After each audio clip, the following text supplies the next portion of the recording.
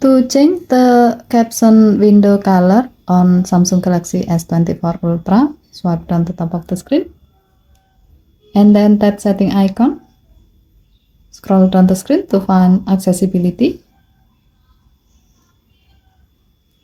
Tap accessibility and then tap hearing enhancement. Tap caption preference. Next, tap caption size and style. While the caption style is set to custom, scroll down the screen.